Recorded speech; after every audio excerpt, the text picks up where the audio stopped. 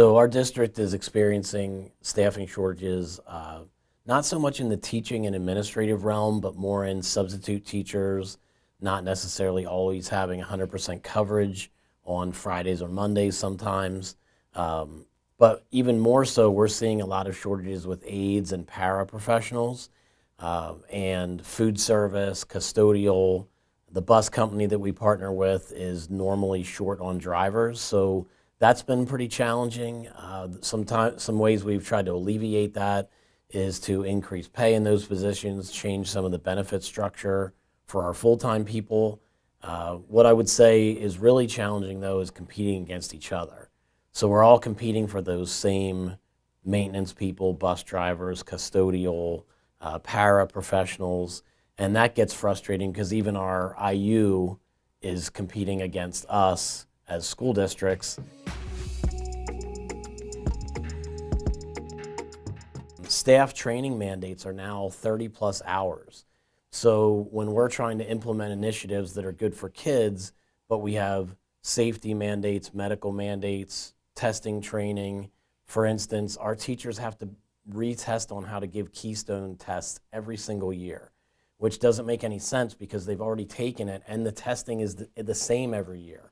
Cyber schools is another really good example. With the $67 million budget, we spend $1.85 million on cyber school, and I'm all about competition in our district, and our school board is all about competition, but everyone needs to be on the same playing field.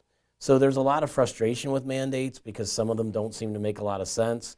Again, our school board, our community, our teachers, staff, administration are all about serving kids, but we need a little more support as far as what's expected of us and what's expected of other schools that service kids in the state of Pennsylvania.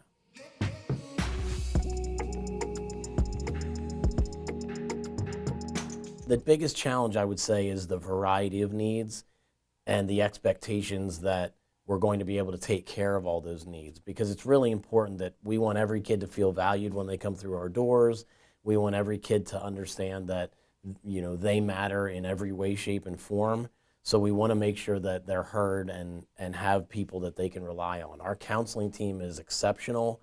Our school social workers are really good. Our student assistance program, that has ramped up as far as teachers involved and number of meetings and number of referrals. But we don't see that as a negative. We see that as a piece of awareness that our staff and our adults are looking out for our kids and are referring our kids to our SAP program or to our student services because they need the help. So that's never going to be a problem, that there's a sense of awareness, but the issue is how do we provide for all of those kids?